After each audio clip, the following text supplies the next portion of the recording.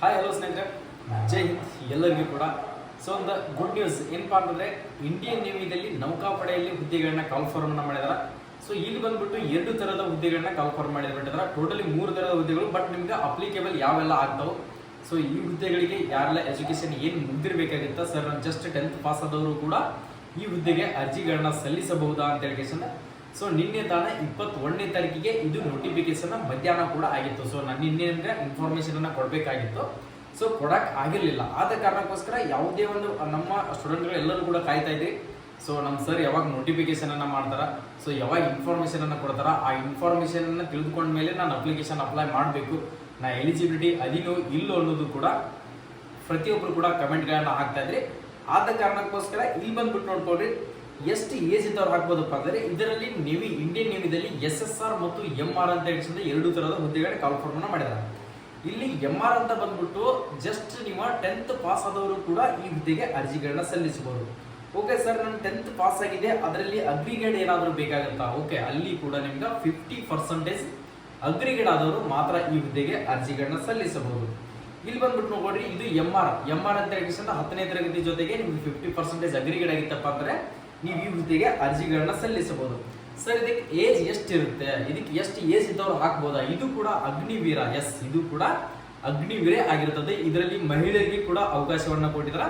Totally 2 batch ಆಯ್ತು, ಮಹಿಳೆಯರಿಗೆ ಕೂಡ ಅವಕಾಶವನ್ನ ಕೊಡ್ತಾ ಇದ್ದಾರೆ. ನೀವು ಕೂಡ ಇದಕ್ಕೆ ಕಾಂಪಿಟೇಷನ್ ಅನ್ನ ಮಾಡಲೇಬೇಕು. ಸೊ ಬಹಳಷ್ಟು ಕಡಿಮೆ ಕಟಪ್ ನಿಲ್ಲುತ್ತಾ, ಸ್ಟೇಟ್ ವೈಸ್ ವೇಕೆನ್ಸೀಸ್ಗಳಿರ್ತಾವೆ. ಆದ ಕಾರಣಕ್ಕೋಸ್ಕರ ಅಪ್ಲಿಕೇಶನ್ಗಳನ್ನ ಹಾಕೊಳ್ರಿ. ಸರ್, ಡೇಟ್ ಆಫ್ ಬರ್ತ್ ಎಷ್ಟು ಬೇಕಾಗುತ್ತಪ್ಪ ಅಂದ್ರೆ, 1 ಸೆಪ್ಟೆಂಬರ್ 2004ರಿಂದ ಹಿಡಿದು 31 ಡಿಸೆಂಬರ್ 2008 ಒಳಗಡೆ ಏನಾದರೂ ನೀವು ಜನಿಸಿದ್ರಿಯಪ್ಪ ಅಂದ್ರೆ ಈ ಹುದ್ದೆಗೆ ಪ್ರತಿಯೊಬ್ಬರು ಕೂಡ ಅರ್ಜಿಗಳನ್ನ ಸಲ್ಲಿಸಬಹುದು. ಒಂದ್ಸರಿ ಕ್ಲಿಯರಿಟಿ ಕೊಡ್ತೀನಿ ಅನ್ಕೊಳ್ಳಿ. 1 ಸೆಪ್ಟೆಂಬರ್ 2004ರಿಂದ ಹಿಡಿದು 31 ಡಿಸೆಂಬರ್ 2008 ಒಳಗಡೆ ನೀವೇನಾದರೂ ಜನಿಸಿದ್ರಿಯಪ್ಪ ಅಂದ್ರೆ ಈ ಹುದ್ದೆಗೆ ಅರ್ಜಿಗಳನ್ನ ಸಲ್ಲಿಸಬಹುದು. ಸರ್, ನನ್ನ ಮ್ಯಾರೇಜ್ ಆಗಿದೆ, ನಾನು ಕೂಡ ಅರ್ಜಿಗಳನ್ನ ಸಲ್ಲಿಸಬಹುದು ಅಂತ ಕೇಳಿದ್ರೆ, ಇದರಲ್ಲಿ ಯಾವುದೇ ತರನಂತ ಮ್ಯಾರೇಜ್ ಆಗಿರ್ತಕ್ಕಂಥ ಸ್ಟೂಡೆಂಟ್ ಬಾಯ್ಸ್ ಆಗಿರಲಿ ಗರ್ಲ್ ಆಗಿರಲಿ ಯಾರಿಗೂ ಕೂಡ ಇದಕ್ಕೆ ಅವಕಾಶ ಇರೋದಿಲ್ಲ. ಓನ್ಲಿ ಬಂದ್ಬಿಟ್ಟು ಅನ್ಮ್ಯಾರಿಡ್ ಕ್ಯಾಂಡಿಡೇಟ್ಸ್ಗಳಿಗೆ ಮಾತ್ರ ಈ ಹುದ್ದೆಗೆ ಅರ್ಜಿಗಳನ್ನ ಸಲ್ಲಿಸೋಕೆ ಅವಕಾಶ ಇರ್ತದೆ. ನೆಕ್ಸ್ಟ್ ಅದೇ ತರನಾಗಿ ಇಲ್ಲಿ ಏನು ಹೋದ ವರ್ಷ ಏನು ನೇವಿದಲ್ಲಿ ಕಾಲ್ಫಾರ್ಮ್ ಮಾಡಿರಲ್ಲ, ಸೊ ಈ ಸರಿ ಸರ್ ಇಂಡಿಯನ್ ಆರ್ಮಿದಲ್ಲಿ ಕನ್ನಡ ಮತ್ತು ಟೋಟಲಿ 13 ಲ್ಯಾಂಗ್ವೇಜ್ ನಲ್ಲಿ ಎಕ್ಸಾಮ್ ಅನ್ನ ಕಂಡಕ್ಟ್ ಮಾಡ್ತಾ ಇದಾರೆ. ಸೊ ಇದರಲ್ಲಿ ಕೂಡ ಕನ್ನಡದಲ್ಲಿ ಎಕ್ಸಾಮ್ ಇದೆಯಾ ಅಂತ ಹೇಳಿ ಇದೊಂದು ಬಹಳಷ್ಟು ಜನಕ್ಕೆ ಡೌಟ್ ಇತ್ತು. ಕನ್ನಡದಲ್ಲಿ ಏನಾದರೂ ಎಕ್ಸಾಮ್ ಮಾಡಿದ್ರೆ ಇನ್ನಷ್ಟು ಖುಷಿ ಆಗ್ತಿತ್ತು ಅಂತ ಹೇಳಿ. ಸೊ ಇದೊಂದು ಬ್ಯಾಡಪ್ಪ ಅಂತಂದ್ರೆ, ಇಲ್ಲಿ ಬಂದ್ಬಿಟ್ಟು ಇಂಗ್ಲಿಷ್ ಮತ್ತು ಹಿಂದಿಯಲ್ಲಿ ಮಾತ್ರ ಎಕ್ಸಾಮ್ ಅನ್ನ ಕಂಡಕ್ಟ್ ಮಾಡ್ತಾ ಇದಾರೆ. ಆರ್ಮಿದಲ್ಲಿ 13 ಲ್ಯಾಂಗ್ವೇಜ್ ಏನು ಕೊಟ್ಟಿದ್ರಲ್ಲ, ಇದರಲ್ಲಿ ಬಂದ್ಬಿಟ್ಟು ಕನ್ನಡದಲ್ಲಿ ಎಕ್ಸಾಮ್ ಕೂಡ ಇದರಲ್ಲಿ ಇರೋದಿಲ್ಲ. 4 ವರ್ಷದ ನಿಮ್ಗೆ ಇಯರ್ಲಿ ಎಷ್ಟು ಪೇಮೆಂಟ್ ಆಗುತ್ತೆ ಅಂತ ಹೇಳಿ. ಸೊ ಅದನ್ನು ಕೂಡ ನಿಮ್ಗೆ ನೋಟಿಫಿಕೇಶನ್ ಅಲ್ಲಿ ಕೊಟ್ಟಿದ್ದಾರೆ. ಸೊ ನಿಮಗೆ ಏನು ಅಪ್ಲಿಕೇಬಲ್ ಆಗುತ್ತಾ, ಏನೆಲ್ಲ ಬೇಕಾಗುತ್ತೆ ಅನ್ನೋದನ್ನ ಮಾತ್ರ ನಾನು ಮಾಹಿತಿಯನ್ನ ಕೊಡ್ತೀನಿ. ಸರ್, ಇದರಲ್ಲಿ ಸೆಲೆಕ್ಷನ್ ಪ್ರೋಸೆಸ್ ಯಾವ ತರ ಇರ್ತದ? ಮೊದಲಿಗೆ ಎಕ್ಸಾಮ್ ಇರ್ತದ ಏನು? ಓಕೆ, ಫಸ್ಟ್ನೇ ಸ್ಟೇಜ್ 1 ಅಂತ ಹೇಳಿ ನಿಮ್ಮ ಎಕ್ಸಾಮ್ ಅನ್ನ ಕಂಡಕ್ಟ್ ಮಾಡ್ತಾರ. ಅದು ಮೇ 25ನೇ ತಾರೀಕಿಗೆ ಕಂಪ್ಯೂಟರ್ ಬೇಸ್ಡ್ ಎಕ್ಸಾಮ್ ಇರ್ತದ. ಓಕೆ, ನೆಕ್ಸ್ಟ್ ಅದೇ ತರನಾಗಿ ಶಾರ್ಟ್ ಲಿಸ್ಟ್ ಆದ್ಮೇಲೆ ಸೆಕೆಂಡ್ ಸ್ಟೇಜ್ ನಲ್ಲಿ ಕೂಡ ನಿಮ್ಮ ಮತ್ತೊಂದು ಎಕ್ಸಾಮ್ ಕಂಡಕ್ಟ್ ಮಾಡ್ತಾರ. ಎಕ್ಸಾಮ್ ಜೊತೆಗೇನೆ ಫಿಸಿಕಲ್ ಅನ್ನ ಕಂಡಕ್ಟ್ ಅನ್ನ ಮಾಡ್ತಾರ. ಓಕೆ, ನೆಕ್ಸ್ಟ್ ಅದರಲ್ಲಿ ಫಿಸಿಕಲ್ ಏನೇನು ಇರ್ತದೆ? ಸರ್, ನನ್ನ ಹೈಟ್ ಕಡಿಮೆ ಇದೆ, ನಾನು ಇಂಡಿಯನ್ ಆರ್ಮಿದಲ್ಲಿ ಬರೋದಿಲ್ಲ, ಸೊ ನಾನು ಇದಕ್ಕೇನಾದ್ರು ಅಪ್ಲಿಕೇಬಲ್ ಆಗ್ತೀನಿ ಅನ್ನೋದು ನೋಡ್ಕೊಡ್ರಿ. ಇಲ್ಲಿ ಬಂದ್ಬಿಟ್ಟು ಪುರುಷರಿಗೆ ರನ್ನಿಂಗ್ ಅಪ್ಪ ಅಂತಂದ್ರೆ 1600 ಮೀಟರ್ ರನ್ನಿಂಗ್ ಇರುತ್ತೆ. 6 ನಿಮಿಷ 30 ಸೆಕೆಂಡಿನ ಹೊರಗಡೆ ಓಡಬಹುದು. ಓಕೆ, ಎಷ್ಟಪ್ಪ ಅಂದ್ರೆ ಪುರುಷರಿಗೆ 6 ನಿಮಿಷ 30 ಸೆಕೆಂಡಿನಲ್ಲಿ ನೀವು ರನ್ನಿಂಗ್ ಅನ್ನು ಓಡಬಹುದು.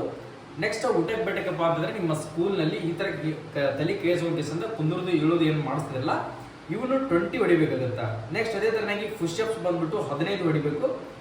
ನೆಕ್ಸ್ಟ್ ನೀ ಸಿಟಪ್ಸ್ ಅಂತ ಹೇಳಿ ಅವು ಎಷ್ಟಪ್ಪ ಅಂದ್ರೆ 15 ಹೊಡಿಬೇಕಾಗುತ್ತೆ. ಓಕೆ, ಮಹಿಳೆಯರಿಗೆ 1600 ಮೀಟರ್ ರನ್ನಿಂಗ್ 8 ನಿಮಿಷದಲ್ಲಿ ಕವರ್ ಮಾಡ್ಕೊಳ್ಬೇಕು. ಎಷ್ಟಪ್ಪ ಅಂದ್ರೆ 1600 ಮೀಟರ್ ರನ್ನಿಂಗ್ ಅನ್ನ 8 ನಿಮಿಷದಲ್ಲಿ ಕವರ್ ಮಾಡ್ಕೋಬೇಕು. ನೀವು ಕೂಡ ಊಟಕ್ಕೆ ಬೇಟಕ್ಕೆ ಅಂತ ಹೇಳಿ 15 ಪುಷಪ್ಸ್ 10 ಸಿಟಪ್ಸ್ 10 ತೆಗಿಲೇಬೇಕು. ನೆಕ್ಸ್ಟ್ ಸ್ಟೇಜ್ 2 ನಲ್ಲಿ ಯಾವ ತರ ಎಕ್ಸಾಮ್ ಇರ್ತದೆ ಏನಂತ ಹೇಳಿ ಸಿಲೆಬಸ್ ಅನ್ನ ಕೊಟ್ಟಿದ್ದಾರೆ. 50 ಕ್ವಶನ್ಸ್ ಗಳಿರ್ತಾವೆ. ಪ್ರತಿ ಒಂದು ಕ್ವಶನ್ಗೆ 1 ಮಾರ್ಕ್ಸ್ ಇರ್ತದೆ. ಅದು ಕೂಡ ಎಕ್ಸಾಮ್ ಇಂಗ್ಲಿಷ್ ಮತ್ತು ಹಿಂದಿಯಲ್ಲಿ ಮಾತ್ರ ಎಕ್ಸಾಮ್ ಅನ್ನ ಕಂಡಕ್ಟ್ ಮಾಡ್ತಾರೆ. ಸರ್, ಇದಕ್ಕೆ ಅಪ್ಲಿಕೇಶನ್ ಹಾಕೋಕೆ ಡೇಟ್ ಯಾವಾಗ, ಮೆಡಿಕಲ್ ಯಾವ ತರ ಇರ್ತದ? ಇಲ್ಲಿ ಬಂದ್ಬಿಟ್ಟು ಮೆಡಿಕಲ್ ಇಂಡಿಯನ್ ಆರ್ಮಿದಲ್ಲಿ ಯಾವ ತರ ಮೆಡಿಕಲ್ ಅನ್ನ ಚೆಕ್ ಮಾಡ್ತಾರ, ಇಲ್ಲಿ ಕೂಡ ಅದೇ ತರನಾಗಿ ಮೆಡಿಕಲ್ ಅನ್ನ ಚೆಕ್ ಮಾಡ್ತಾರ. ಇದರಲ್ಲಿ ಬಂದ್ಬಿಟ್ಟು ನೋಡ್ಕೊಳ್ರಿ, ಈಗಾಗಲೇ ಇಂಡಿಯನ್ ನೇವಿದಲ್ಲಿ SSR ಮತ್ತು MR ಅಂತ ಹೇಳಿ ಕಸಮ್ ಪರೇಡ್ ಈಗ ಬ್ಯಾಕ್ 10 days ಇಂದ ನಿಮ್ಗೆ ಕಸಮ್ ಪರೇಡ್ ಕೂಡ ಕಂಪ್ಲೀಟ್ ಆಗಿದೆ. ಈಗ ಮತ್ತೆ ಅದರಲ್ಲೇ ಮತ್ತೆ 2000 ವೇಕೆನ್ಸಿಗಳನ್ನ ಫಿಲ್ ಅಪ್ ಮಾಡ್ಕೊಂಡಿದೆ. ಅಂದ್ರೆ ಅಂದ್ರೆ ಎರಡನೇ ಲಿಸ್ಟ್ ಅಂತ ಹೇಳಿ ಮತ್ತೆ ಬಿಟ್ಕೊಂಡ್ಬಿಟ್ಟು ಅದರಲ್ಲಿ ಬಿಟ್ಟು ಅವ್ರನ್ನು ಕೂಡ ಈಗ ಟ್ರೈನಿಂಗ್ ಕೂಡ ಕಾಲ್ಫಾರ್ಮ್ ಅನ್ನ ಮಾಡಿದಾರ. ಓಕೆ, ಇಲ್ಲಿ ಬಂದ್ಬಿಟ್ಟು ನೀವು ಅರ್ಜಿಯನ್ನ ಸಲ್ಲಿಸುವ ದಿನಾಂಕ ಯಾವಾಗ ಸ್ಟಾರ್ಟ್ ಆಗುತ್ತೆ, ಎಷ್ಟನೇ ತಾರೀಕಿಂದ ಈ ಹುದ್ದೆಗೆ ಅರ್ಜಿಗಳನ್ನ ಸಲ್ಲಿಸಬಹುದು, ಸೊ ಏನಂತ ಹೇಳಿ ಅದು ಕೂಡ ನಿಮ್ಗೆ ಇನ್ಫಾರ್ಮೇಶನ್ ಅನ್ನ ಕೊಡ್ತೀನಿ, ಕರೆಕ್ಟ್ ಆಗಿ ತಿಳ್ಕೊಳ್ರಿ. ನೆಕ್ಸ್ಟ್ ಅದೇ ತರನಾಗಿ ನೀವೇನಾದ್ರೂ ಈ ಹುದ್ದೆಗೆ ಅರ್ಜಿಗಳನ್ನ ಸಲ್ಲಿಸಬೇಕಾಗಿದ್ರೆ ಏನೆಲ್ಲ ಡಾಕ್ಯುಮೆಂಟ್ಸ್ ಗಳು ಬೇಕಾಗುತ್ತವಪ್ಪ ಅಂದ್ರೆ SSLC ಮಾರ್ಕ್ಸ್ ಕಾರ್ಡ್ ಬೇಕಾಗುತ್ತೆ. ನೆಕ್ಸ್ಟ್ ನಿಮ್ದು ಆಧಾರ್ ಕಾರ್ಡು, ಒಂದು ಫೋಟೋಸು, ಅದು ಯಾವ ತರಪ್ಪ ಅಂತಂದ್ರೆ ಸ್ಲೈಡ್ ಹಿಡ್ಕೊಂಡು ನಿಮ್ಮ ನೇಮು ಮತ್ತು ಡೇಟ್ ಆಫ್ ಬರ್ತ್ ಅಂತಂದ್ರೆ ನೀವು ಅಲ್ಲಿ ಡೇಟ್ ಆಫ್ ಬರ್ತ್ ಅನ್ನ ಹಾಕಂಗಿಲ್ಲ, DOF ಅಂತ ಹೇಳಿ ಡೇಟ್ ಆಫ್ ಫೋಟೋ ಅಂತ ಹೇಳಿ ನೀವು ಯಾವ ಡೇಟಿಗೆ ಫೋಟೋಸ್ ಅನ್ನ ತೆಗೆಸಿರ್ತಿರಲ್ಲ ಸೊ ಆ ಡೇಟಿನ ಫೋಟೋನ ಹಾಕ್ಬೇಕಾಗಿತ್ತ. ಓಕೆ, ನೆಕ್ಸ್ಟ್ ಇದರಲ್ಲಿ ಇಂಪಾರ್ಟೆಂಟ್ ಆಗಿರ್ತಕ್ಕಂಥ ಮಾಹಿತಿ ಇಷ್ಟನ್ನ ನಾನು ಆಲ್ಮೋಸ್ಟ್ ಅಲ್ಲಿ ನಿಮ್ಗೆ ಮಾಹಿತಿಯನ್ನು ಕೊಟ್ಟಿದ್ದೀನಿ. ಇದು ಲಾಸ್ಟ್ ಡೇಟ್ ಬಂದ್ಬಿಟ್ಟು ಆನ್ಲೈನ್ ಮುಖಾಂತರ ಅರ್ಜಿ ಸಲ್ಲಿಸುವುದು ಎಷ್ಟಪ್ಪ ಅಂದ್ರೆ 10 ಏಪ್ರಿಲ್ 2025 ಆನ್ಲೈನ್ ಮುಖಾಂತರ ಅರ್ಜಿ ಕೂಡ ಕ್ಲೋಸ್ ಆಗುತ್ತಾ. ಅಷ್ಟರೊಳಗಡೆನೆ ಅರ್ಜಿಯನ್ನು ಹಾಕ್ಬೇಕಾಗುತ್ತಾ.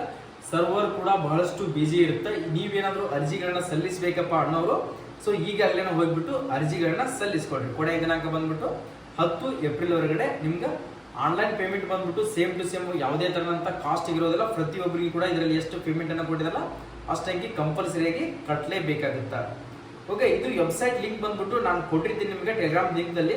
ಸೊ ಅಲ್ಲಿ ಬಂದ್ಬಿಟ್ಟು ಪ್ರತಿಯೊಬ್ಬರು ಕೂಡ ಇದನ್ನ ಲಿಂಕ್ ಅನ್ನ ಓಪನ್ ಮಾಡ್ಕೊಂಡ್ಬಿಟ್ಟು ಒಂದು ಅರ್ಜಿಗಳನ್ನ ಸಲ್ಲಿಸ್ಕೊಡ್ರಿ. ಇದ್ರ ಆನ್ಲೈನ್ ಪೇಮೆಂಟ್ ಮಾಡಬೇಕಾಗುತ್ತೆ. ಇದಕ್ಕೆ ಯಾವುದೇ ತರಹಂತ DD ಚಾನೆಲ್ ಅನ್ನ ಹೋಗಿ ಬ್ಯಾಂಕಿಗೆ ಕಟ್ಟುವಂತ ಅವಶ್ಯಕತೆ ಇರೋದಿಲ್ಲ. ಓಕೆ, ಇಷ್ಟು ಮಾಹಿತಿಯನ್ನು ಕೊಟ್ಟಿದ್ದೀನಿ. ಸೊ ಇದರಲ್ಲಿ ಇನ್ನಷ್ಟು ನಿಮ್ಗೆ ಡೌಟ್ಸ್ಗಳಿದ್ರೆ ಏನಾದರೂ ನಿಮ್ಗೆ ಇದರಲ್ಲಿ ಇನ್ನೂ ಮಾಹಿತಿಗಳು ಬೇಕಾಗಿತ್ತಪ್ಪ ಅಂದ್ರೆ 550 ರೂಪಾಯಿ ಅಪ್ಲಿಕೇಶನ್ ಫೀಸ್ ಇರುತ್ತೆ ಮತ್ತು GST ಅಂತ ಹೇಳಿ ಅದು ಕೂಡ ಆ್ಯಡ್ ಆಗಿ ನಿಮ್ಗೆ 600 ಚಿಲ್ಲರ ಅಪ್ಲಿಕೇಶನ್ ಫೀಸ್ ಬರುತ್ತೆ. ಪುರುಷ ಮತ್ತು ಮಹಿಳೆಯರಿಗೆ ಇಬ್ಬರಿಗೆ ಕೂಡ application fees same to same ಅದೇ ತರನಾಗಿ ಇರ್ತದ. ಓಕೆ ಸರ್, ಕರ್ನಾಟಕಕ್ಕೆ ಅಂತ ಹೇಳಿ ಸಫ್ರೇಟ್ ಆಗಿ ಹುದ್ದೆಗಳನ್ನ ಮಾಡಿದಾರ? ಇಲ್ಲ, ಇದರಲ್ಲಿ ಯಾವುದೇ ತರನಂತ ಕರ್ನಾಟಕಕ್ಕೆ ಅಂತ ಹೇಳಿ ಸಫ್ರೇಟ್ ಆಗಿ ಹುದ್ದೆಗಳು ಇರೋದಿಲ್ಲ. ಸೊ ಇದು ಆಲ್ ಓವರ್ ಇಂಡಿಯಾದಲ್ಲೇನೆ ಕೊಟ್ಟಿರ್ತಾರ. ಬಟ್ ವೇಕೆನ್ಸಿಗಳನ್ನ ನಿಮ್ಗೆ ಯಾವ ತರ ಫಿಲ್ಅಪ್ ಮಾಡಿದಾರ, ಕರ್ನಾಟಕಕ್ಕೆ ಎಷ್ಟು ಫಿಲ್ಅಪ್ ಮಾಡಿದಾರ ಅಂತ ಹೇಳಿ ಸೊ ಫೈನಲ್ ಲಿಸ್ಟ್ ಬಿಟ್ಟ ಮೇಲೆ ನಿಮ್ಗೆ ಕನ್ಫರ್ಮ್ ಆಗುತ್ತಾ.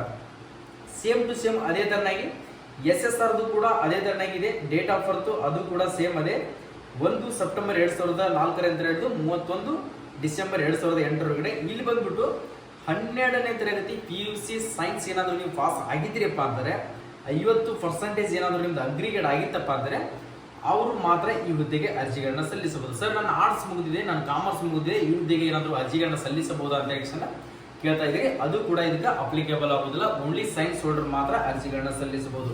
ಸರ್, ನಾನು ಸೈನ್ಸ್ ಮುಗಿದಿದೆ ಮತ್ತು ಅದರ ಜೊತೆಗೆ SSLC ಮುಗಿದಿದೆ, ಎರಡಕ್ಕೂ ಕೂಡ ನಾನು ಅರ್ಜಿಗಳನ್ನ ಸಲ್ಲಿಸಬಹುದಾ ಅಂತ ಹೇಳಿ ಒಂದಿಷ್ಟು ಜನಕ್ಕೆ ಡೌಟ್ ಇರುತ್ತೆ. ಓಕೆ, ನೀವು ಎರಡಕ್ಕೂ ಕೂಡ ಅರ್ಜಿಗಳನ್ನ ಸಲ್ಲಿಸಬಹುದು. ಫೈನಲ್ ಸೆಲೆಕ್ಷನ್ ಆದರೂ ಕೂಡ ಎರಡಕ್ಕೂ ಕೂಡ ನೀವು ಸೆಲೆಕ್ಷನ್ ಆಗ್ಬೋದು. ಬಟ್ ನಿಮ್ಮ ಚಾಯ್ಸ್.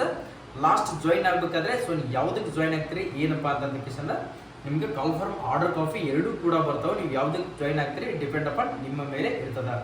ಸೊ ಪ್ರತಿಯೊಂದು ಕೂಡ ಅದೇ ತರನಾಗಿ ಸೆಲೆಕ್ಷನ್ ಪ್ರೋಸೆಸ್ ಆಯಿತು. ಪ್ರತಿಯೊಂದು ಇದು MR ಬಂದ್ಬಿಟ್ಟು 10ನೇ ತರಗತಿ ಮೇಲೆ ಇರ್ತೈತಿ, SSR ಬಂದ್ಬಿಟ್ಟು PUC ಸೈನ್ಸ್ ಹೋಲ್ಡರ್ಗೆ ಮಾತ್ರ ಇರ್ತದೆ. ಓಕೆ, ಈ ಮಾಹಿತಿಯನ್ನು ಕೊಟ್ಟಿದ್ದೀನಿ.